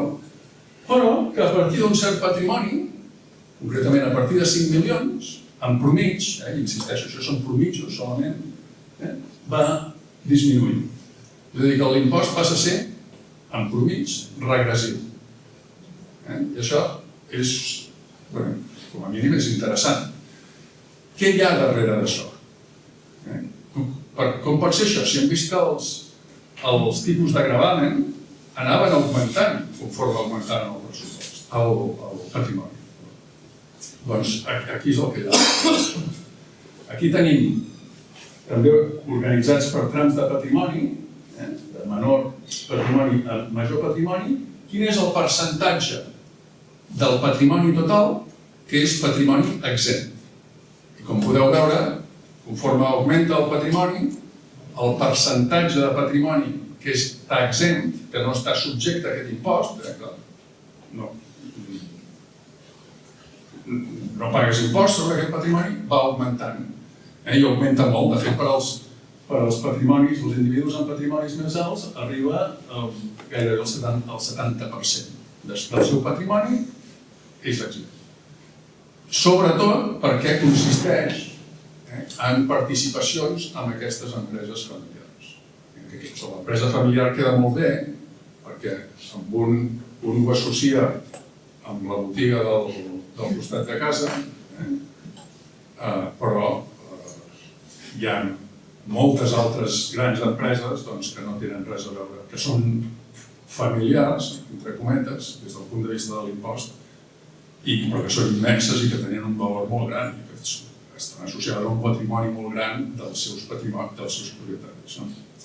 Molt bé. Sí, em saltaré aquest perquè bàsicament és un matís del punt anterior. Hi ha una altra raó per la que tenim aquesta regressivitat i és que aquesta característica que he esmentat abans, que hi ha un topall, un límit màxim de l'impost de patrimoni que has de pagar, que no pot ser més del 60% de la suma quan sumes IRPF i patrimoni no has de pagar més del 60% dels teus ingressos. Això fa doncs que els individus que tenen molt patrimoni en comparació a les seves rendes acabin pagant menys com a proporció del seu patrimoni. I això ho podem veure amb aquest estadístic, que és tècnicament la quota íntegra reduïda dividit per la quota íntegra. La quota íntegra seria el que haurien de pagar si no hi hagués aquest topall. Aleshores, la quota íntegra reduïda és el que acaben pagant. Com veieu, conforme augmenta el patrimoni, hi ha més persones que es beneficien d'aquest topall, del 60%, i acaben pagant molt menys del que pagarien si no hi hagués aquest topall. I això també contribueix a aquesta regressivitat a la pràctica. I amb aquest gràfic, que és una mica més complicat, però el vull explicar perquè crec que és molt important, perquè posa molt clar, que deixa molt clar fins a quin punt aquest és un impost injust. O sigui, el seu disseny és clarament no ho ha fet, no està fet per una persona que tenia la justícia com a criteri. El mateix, tenim els diferents grups de patrimoni, i aleshores per cada grup ara tenim el que és el cercle vermell. Això és el que abans era el que us he mostrat abans, el promig dintre de cada grup. I que veieu que fa que primer puja i després baixa. És una mica el gràfic que tenia el però, aleshores, per cada grup també tenim la dispersió del percentatge que es paga dintre de cada grup. No entraré en detalls, aquí són diferents intervals de la distribució, però si mireu tot el que és la mida de cada columna, per entendre'ns, ens dona una idea de la dispersió dintre de cada grup. Això vol dir, per exemple, que del grup que tenen entre 2 milions i 5 milions, hi ha individus que paguen 0 de patrimoni, 0% del seu patrimoni, ho van pagar aquell any, 0%, i altres individus que van pagar 0,8%. 0,8%, patrimoni de 5 milions són prop de 50.000 euros, no és especial. Si mirem encara més de forma exagerada, els que tenen entre 5 i 10 milions, n'hi ha que paguen 0, per què? Les exempcions que hem comentat abans, i n'hi ha que arriben a pagar més del 1%. Si tens 10 milions de patrimoni, més del 1% són 100.000 euros. No és un cop, és cada any, no és una xifra menyspreable. Però, conforme anem augmentant el patrimoni, veiem, doncs, primer, mirem els de més de 100 milions d'euros. N'hi ha que tenen més de 100 milions d'euros de patrimoni i n'hi ha que paguen bàsicament 0%. I els que paguen més, 0,6%. Per què? Per el que hem dit abans, per totes aquestes exempcions. Aquí veiem el patrimoni, aquesta és la distribució del patrimoni exempt dividit pel patrimoni total. Veiem que conforme augmenta el patrimoni, hi ha un percentatge més gran del patrimoni que és exempt, i hi ha persones, hi ha individus que tenen gairebé el 100% del seu patrimoni com a patrimoni exempt, d'entre els que tenen més de 100 milions de patrimoni. Bàsicament, tens la teva fortuna amb accions amb la teva empresa familiar i no t'has de preocupar de res en termes de l'impost de patrimoni. A més, no solament això, però com ha dit el Carlos abans, doncs tens moltes maneres de consumir sense necessitat de rendes. L'empresa et pot donar crèdits, moltes vegades el pis en el que vius, o la pensió, o el cas o el que sigui, és propietat de l'empresa, etc. O sigui que no necessites realment tenir uns ingressos per tenir per viure bé, com suposo que persones amb més de 100 milions d'euros volen viure. Bé, saltaré aquest. Aleshores, per tant, veiem una disfunció amb el mal disseny d'aquest impost, que fa que hi ha gent molt rica que acabi pagant molt poc aquest impost, i hi ha altra gent, doncs, òbviament, no estem parlant aquí de persones molt humils, treballadors qualificats, amb ingressos alts, que acabin pagant un percentatge molt alt del seu patrimoni any darrere any. Aleshores, aquí el que mostrem és un disseny alternatiu, si es volgués mantenir l'impost sobre el patrimoni, d'això en podem parlar si té sentit mantenir l'impost sobre el patrimoni o no, és un disseny a la recaptació que obtindríem. Clar, moltes vegades, jo per exemple formava part del Consell Assessor del Govern de la Generalitat, el Consell Assessor de Política Econòmica, CAPEC, i quan comentàvem, a vegades hi havia debats dintre d'aquest subconsell, molt interessants, sobre per què hi havia l'impost de patrimoni a Catalunya, si, per exemple, tots els països de la Unió Europea l'havien eliminat. Aleshores, el primer que et deien els governants de torn, diuen, ostres, que són 700 milions d'euros, no podem prescindir d'aquests diners. digue'ns una manera alternativa d'aconseguir aquests diners, no? Els necessitem per pagar les factures que han de pagar, no? I com sabem van molt apurats. Aleshores, bé, aquí és un suggeriment, un disseny alternatiu d'aquest impost, suposant que es volgués mantenir aquest impost, que recaptaria bàsicament el mateix sense tenir aquest element distorsionador que el fa tan injust i regressiu. Aleshores, el primer és que el que diem proposta Zuckman era el coordinador del treball que ha presentat l'Inigo i l'any passat a la Universitat Pompeu Fabra el vam convidar a fer una xerrada i comentant informalment, òbviament és un advocat del impost sobre el patrimoni, no és dels que voldria eliminar-ho, però ell mateix, quan li vam comentar com estava dissenyat l'impost sobre el patrimoni a Catalunya, va dir les paraules exactes que va dir: això és absurd i obsolet. I precisament per dissenys com aquest tipus, per haver-lo dissenyat d'aquesta manera tan malament, molts països, la resta de països de la Unió Europea han acabat eliminant-lo. Aleshores, quina era quan li va preguntar què proposaries tu per un país amb el nivell de renda per càpita com Catalunya? Ell va dir: jo suggeriria 10 milions de mínim exempt, no els 500 més 300, no els 800.000, però sense cap exempció, o sense cap límit superior, sense cap tub. Això li diem la proposta Zuckman. I aquí hem fet unes simulacions, agafem totes les declaracions de renda de patrimoni de l'any 2022 a Catalunya i ara suposem, eliminem, i ho podem fer perquè tenim totes les dades detallades de cada contribuent, eliminem les exempcions, eliminem els topalls i ara posem uns tipus de gravamen que són els que segurament no veieu aquí, però aquí és, a partir de 10 milions seria 0,5% entre 10 milions i 25 milions, 1% entre 25 milions i 100 milions i 1,5% en més de 100 milions. Aquests tipus de gravamen tots estan per sota dels tipus de gravamen actuals, molt per sota.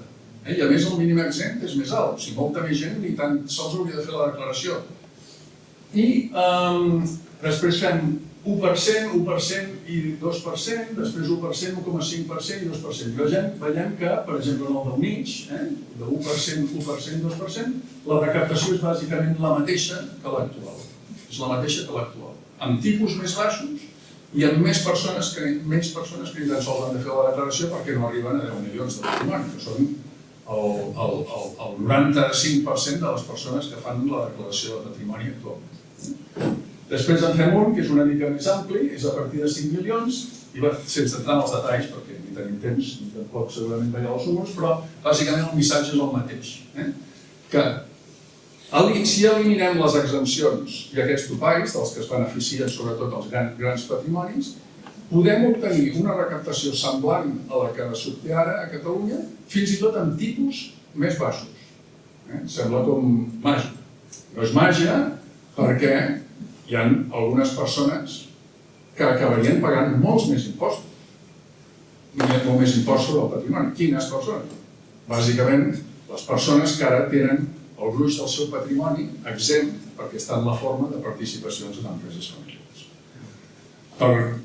Només per resumir i concloure, el treball aquest, que per cert, si esteu interessats en veure el treball complet, el podeu trobar a la meva pàgina web, o també el vam publicar a la Revista Econòmica de Catalunya, em sembla que era el número de juny d'aquest any, on ja podeu trobar tot el treball i llegir-lo en detall. Veiem que de mitjana l'impost de patrimoni regressiu a partir de 5 milions d'euros. També que hi ha grans diferències en la càrrega de l'impost entre contribuents amb patrimonis semblants. Dos individus poden tenir el mateix patrimoni i senzillament perquè un el té en forma, perquè no ha tingut la sort de néixer dins d'una família amb una gran empresa i el té estalviat o el que sigui, el té en fons d'inversió o amb estalvis al banc o amb pisos, etc. Doncs un acaba pagant molt més impost de patrimoni que l'altre. Això és l'explicació, les exempcions, i el topall aquest del 60%.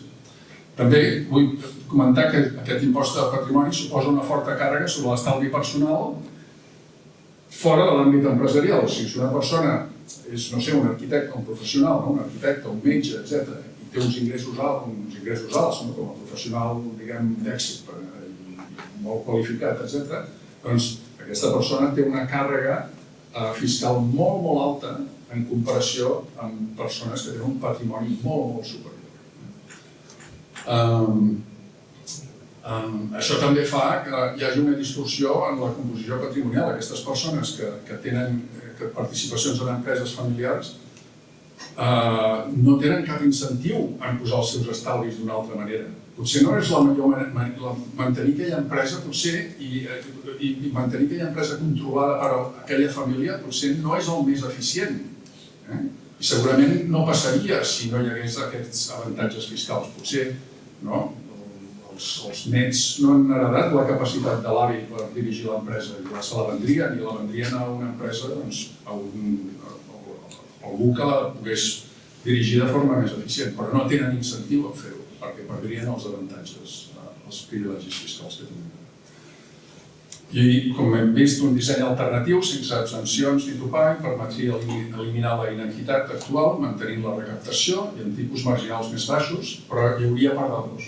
Com hem dit, hi hauria perdedors i segurament perquè hi hauria perdedors, i qui serien els perdedors és per la raó per la qual soc molt pessimista respecte a les possibilitats de moure'ns cap a aquest disseny alternatiu. I per concloure, amb el disseny actual, creiem que l'impost sobre el patrimoni és incompatible amb els principis bàsics d'un sistema tributari modern, que els impostos han de ser justos, equitatius i progressius. No compleix cap d'aquests criteris. Moltes gràcies. Si algú vol fer alguna pregunta, alguna intervenció, aprofitant que estan els ponents. Digues. Sí, però volia saber si aquestes construccions sobre l'impost de patrimoni aplicarien també a l'impost de successions. Molt bona pregunta. Sí, ho aplicarien a l'impost sobre successions. L'impost sobre successions té unes... Els experts poden qualificar-me, tenen unes exempcions que són molt semblants a l'impost sobre el patrimoni. En el cas de l'impost sobre successió, en el cas de l'impost sobre el patrimoni, una persona que té tot el seu patrimoni exempt no paga res de l'impost sobre el patrimoni. En el cas de l'impost sobre successions, hauria de pagar com a mínim el 5%, o sigui que podria haver-hi una reducció fins al 95%. Crec que això és correcte. Per tant, sí, de fet, l'impost de successions potser fins i tot és més escandalós que sobre patrimoni en aquest sentit. Carlos, te pedíamos en la ponencia que hablase de la manera de corregir estas bolsas de fraude o de ilusión, de evasión. Y nos has dicho modificando la ley. La pregunta que te hacemos es ¿y por qué no se modifica la ley habiendo gobiernos supuestamente progresistas? Es sencilla y te lo pedimos que lo respondas en pocas palabras. Sí, bueno, ha habido algunas modificaciones últimamente, eso es verdad. Se está hablando del impuesto de solidaridad de grandes fortunas, que efectivamente en su exposición de motivos lo decía, tenía intención armonizadora, ¿no? De intentar lo que en parte se ha conseguido, y es que comunidades autónomas que no grababan pues, a través del patrimonio, aunque sea en otros términos, ¿no? Y en este sentido se han dado algunos pasos. Ese impuesto a la banca, a las energéticas, bueno, gravámenes a la banca, a las energéticas, aunque ahora precisamente estos días está en tela de juicio, ¿no? El que el impuesto a las energéticas se quieren transformar en impuestos, al de la banca y las energéticas pueda salir adelante, ¿no? Es complicado el panorama político, el gobierno mismo es complicado porque tiene distintas sensibilidades, como sabéis, partidos como son el PNV y Junts, que en lo económico pues no están tan en sintonía con las propuestas que están haciendo otros partidos, ¿no? De izquierdas, como está el gobierno, ¿no? pero se han dado pasos, no solo en esto, sino también con el aumento, que es importante, de la tributación de los rendimientos de capital. Es otra de las cuestiones que ahora se está negociando estos días, el subir todavía más para los temas de 300.000 euros, ¿no? Es curioso porque veía algún titular estos días donde decía el gobierno de coalición quiere penalizar más el ahorro, ¿no? Y a los ahorradores. ¿No? Tú lees ese titular y te imaginas a una familia ahorrando, y lo que van a subir son las tarifas para los que tienen más de 300.000 euros de rendimientos de capital en un año.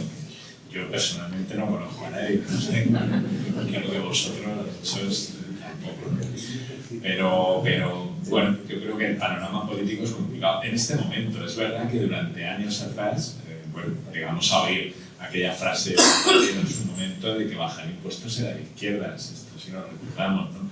Cuando había esa ola en la cual yo antes me refería un poco al tema, ¿no? De que a raíz de los gobiernos conservadores, de Thatcher y de Reagan, se empezó a extender esa ola, ¿no? de liberal en cuanto a la cuestión impositiva, y se contagió también a los partidos socialdemócratas. Y en Europa pasó, y en España pasó, y esa frase de Zapatero, que seguro que hoy ni se le ocurriría recordarla, ¿no? Pero la dijo en su momento, con lo cual sí que es verdad que durante años gobiernos supuestamente progresistas o de izquierdas pues han estado también jugando ese papel, ¿no? de demonizar de alguna manera los impuestos, porque esto es lo que se ha estado haciendo durante años, ¿no? Cuando se ha vendido esa bajada de impuestos, que no deja de ser algo demagógico, ¿no? El hablar de bajar impuestos así sin más no tiene sentido. O sea, habrá que analizar qué impuestos habría que bajar, cuáles no, dentro de qué impuesto, de determinados impuestos, qué sectores o qué parte de los contribuyentes están pagando más o menos de lo que deberían, pero hablar de bajar impuestos así con carácter general no tiene ningún sentido, ¿no? Y así un discurso que hemos estado viendo durante mucho tiempo. Yo creo que este gobierno, no sé, no voy a entrar en las razones, ¿no? Por las cuales se está haciendo, pues sí que está siguiendo o está adoptando algunas medidas en los últimos años que dotan de mayor progresividad al sistema. Son pasitos muy cortos, porque yo entiendo y entendemos muchos, como dirían los expertos, de que habría que afrontar esa reforma fiscal completa, ¿no? Para dar coherencia al sistema. Durante años se ha estado parcheando el sistema y muchas veces tiene muchas incoherencias, ¿no? Y desde luego para conseguir mitigar esa ilusión, pues es necesario que todo cuadre, ¿no? Y que los ricos paguen el precio. Sí, si me permites un comentario sobre lo que acabas de decir, ¿no? Yo creo que hay una por parte de alguno de estos partidos políticos en general que hacen bandera del progresismo fiscal, ¿no? Hay mucha hipocresía, ¿no? Porque el caso de impuestos sobre las grandes fortunas, yo creo que es paradigmático en este sentido. El impuesto sobre las grandes fortunas, que suena muy bien, está sujeto a los mismos problemas idénticos que el impuesto sobre el patrimonio. Algunos más. Esto no es para los especialistas, pero 1 millón y 3 millones. Yo te aseguro que las grandes fortunas empresariales no pagan este impuesto. Sí, no te decía alguno más porque en el cálculo del escudo fiscal, de la posibilidad de no tributar, en el caso de Madrid, por ejemplo, se está computando el impuesto no pagado por una mala redacción de la ley. Esto no se ha modificado, de manera que no es el impuesto realmente pagado, sino el que correspondería antes de la exención.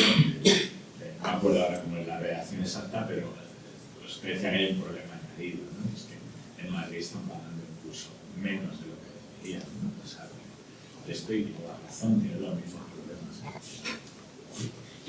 O sea, nosotros que somos una organización así de incidencia, no veas lo difícil que es sacar estos temas a colación. Es decir, la gente solo quiere ir a hablar del impuesto sobre las grandes fortunas. Cuando les explicas que estás arrastrando, que te tienes que poner en el diseño del impuesto, que tiene que ser un trabajo el diseño del impuesto, porque si quieres hacerlo tienes que hacerlo bien, para que sea progresivo y que realmente funcione, y para cerrar de alguna manera esos espacios por los que se puede escapar la gente, claro, eso es un tema ya más complicado. O sea, la gente quiere hablar del impuesto a las fortunas, etc. Pero cuando tú les dices el diseño, piensa en el diseño, estás replicando el diseño.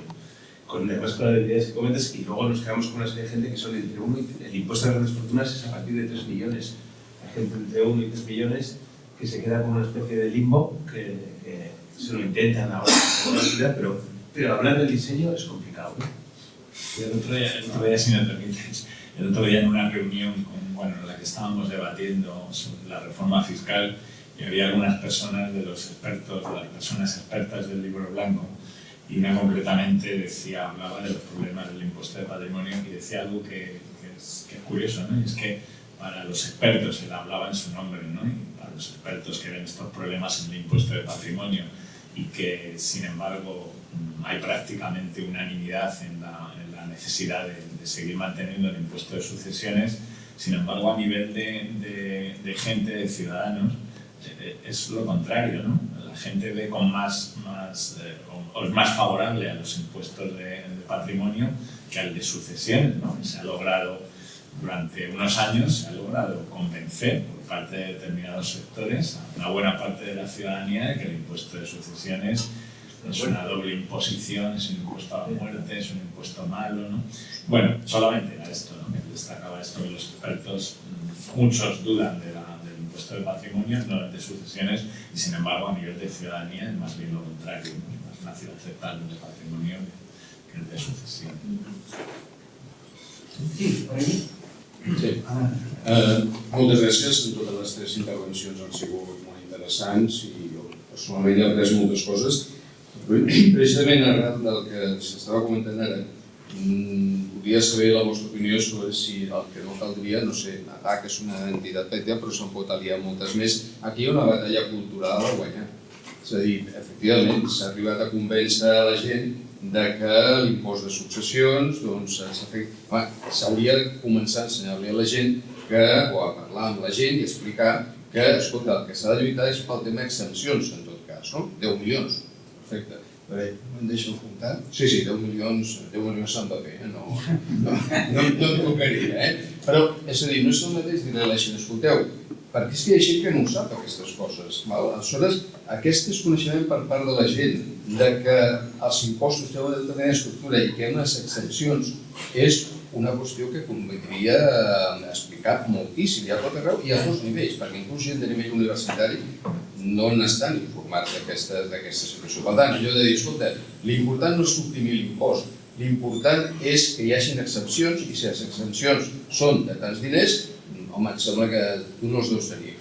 I un parell d'exemples més quan a aquesta batalla cultural, que podria saber si esteu d'acord amb això també. Per exemple, la cultura de la integritat que s'ha de mamar des de les escoles. És a dir, els nens haurien de dir als seus pares, escolta, pagar en negre és lleig. Això, una. I l'última que ha sortit avui als diaris, la discussió sobre els impostos a la SOCIM. Les immobiliàries que amenacen anar-se'n del país. Molt bé, doncs aquí hi ha una batalla cultural. També de dir això, escolteu, aquí hi ha una batalla entre el poder polític i el poder econòmic. Qui voleu que guanyi? Perquè si ens deixem guanyar pel poder econòmic, ni socialdemòcrates, ni Podemos, ni ningú. Aquesta és una batalla molt important i a nivell cultural. No sé com ho veieu. Qui vulgui contestar i anem tancant. No, solamente decir que es verdad que durante mucho tiempo a la gente, con determinada intención, ¿no? Clara, se le ha vendido que los impuestos es algo de técnicos, de gente que es expertos, de gente que sabe y que los ciudadanos pues no entienden de esto. Esto es un error. Obviamente los impuestos, si nos ponemos en plan técnico, pues es difícil a lo mejor explicarlo, pero es mucho más sencillo que todo eso, ¿no? Hay muchos intereses y una prueba de ello es el impuesto de sucesiones. Durante tiempo se han estado diciendo verdaderas falsedades sobre el impuesto de sucesiones, que la gente renunciaba porque no podía pagarlo. Es falso, la gente renunciaba en un momento dado porque el mercado inmobiliario había caído y se estaban heredando inmuebles que en algunos casos incluso tenían menor valor de mercado que la carga hipotecaria que conllevaban, ¿no? Y esto le preguntabas a cualquier notario y te lo decía, sin embargo se vendía que era muy gravoso y que no se podía, igual que lo de la doble imposición, ¿no? Bueno, siempre se habla de la doble imposición en los impuestos sobre la riqueza, en patrimonio, en sucesiones.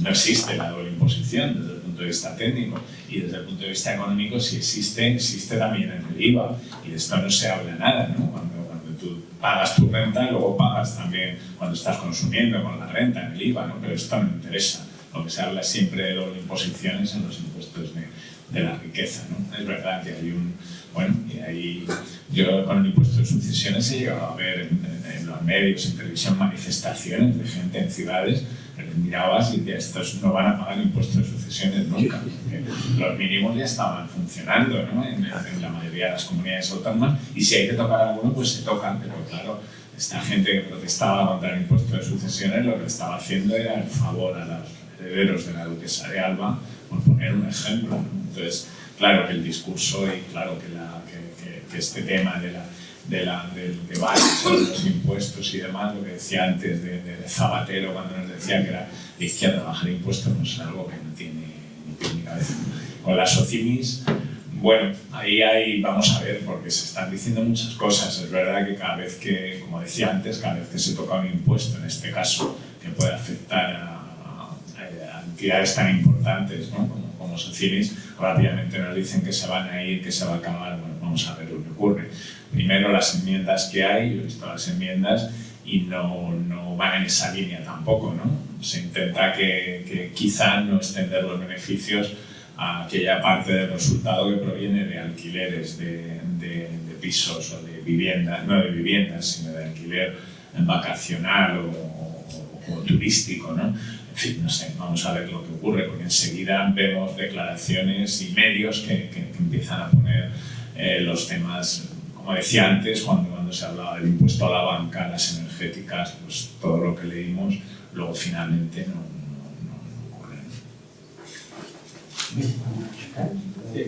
Y solo un par de comentarios, ¿no? El elefante en la habitación, ¿cuáles se pagan muchos impuestos en España? ¿Se paga mucho o poco? ¿Cuál es el nivel de presión fiscal, de contribución fiscal? Nadie, yo creo que ningún economista tiene una solución a eso, a saber cuál es el nivel óptimo. Lo que hay que mirar es a ver, o sea, como sociedad tenemos que ser capaces de determinar cuál es ese nivel de ingresos tributarios que queremos como sociedad a partir de lo que decidamos en sociedad de qué es lo que necesitamos financiar, ¿no? Pero nadie tiene una respuesta, ¿no? Yo creo que hay unas teorías de optimización tributaria, etcétera, pero no hay una respuesta. Tenemos que decidirlo como sociedad. Hay una serie de indicadores pues, que reflejan, yo lo intento mirar de muchas maneras diferentes. Cuando uno mira cuál es el gasto público en educación por persona, el gasto de salud por persona, etc., en España nos salimos bien parados, ¿vale? Ya no hablo de si recaudamos lo mismo en relación al tamaño de nuestra economía que el resto de países europeos. Yo lo miro un poco desde el punto de vista del gasto, ¿no? Y ahí salimos bien parados.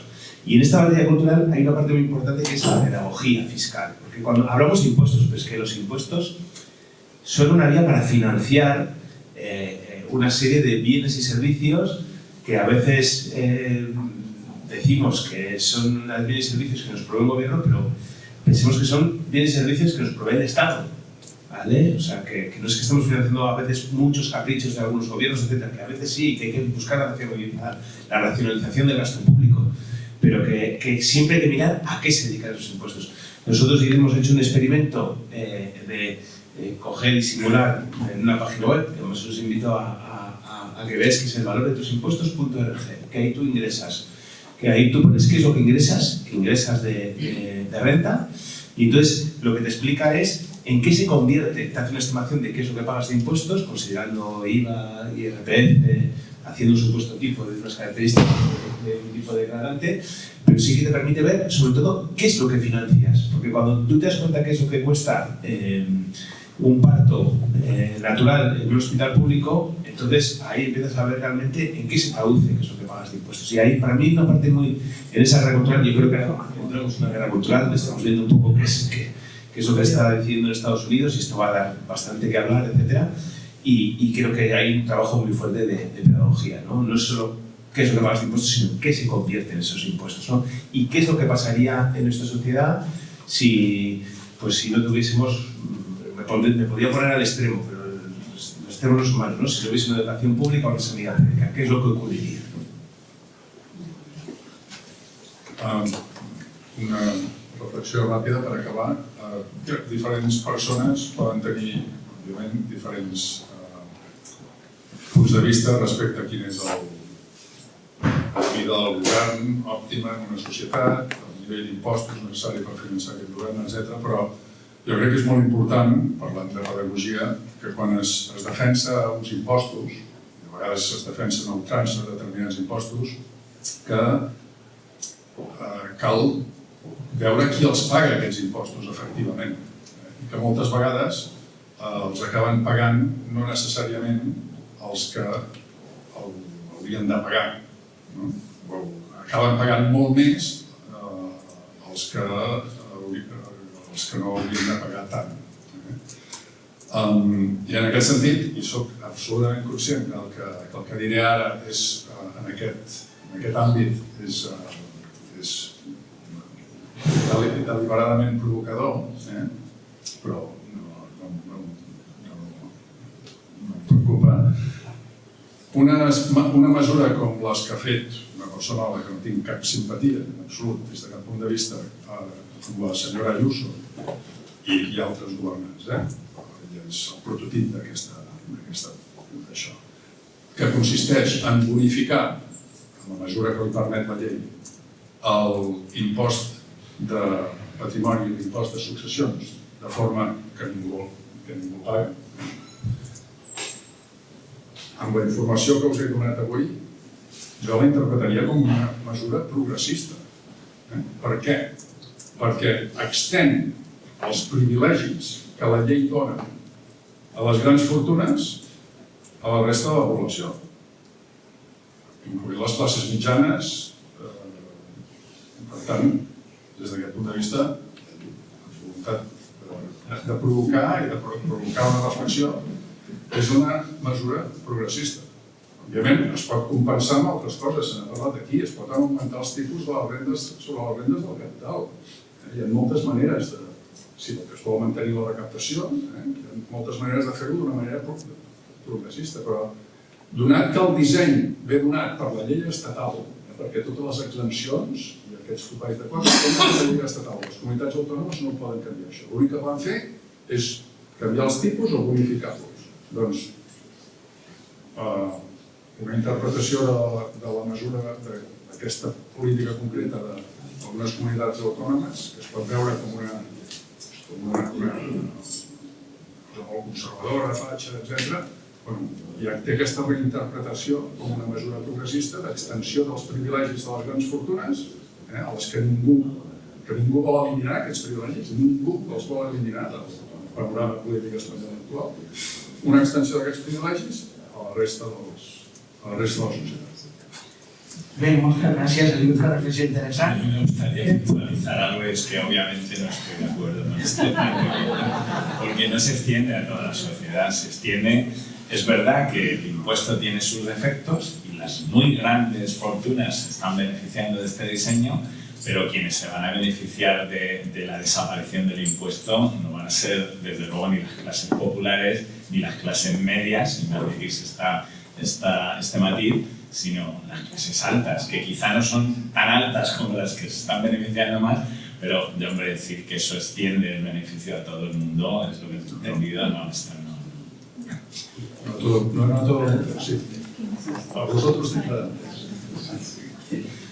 Bé, moltes gràcies als ponents, gràcies a vosaltres també per aguantar una xerrada sobre fiscalitat fins a aquesta hora.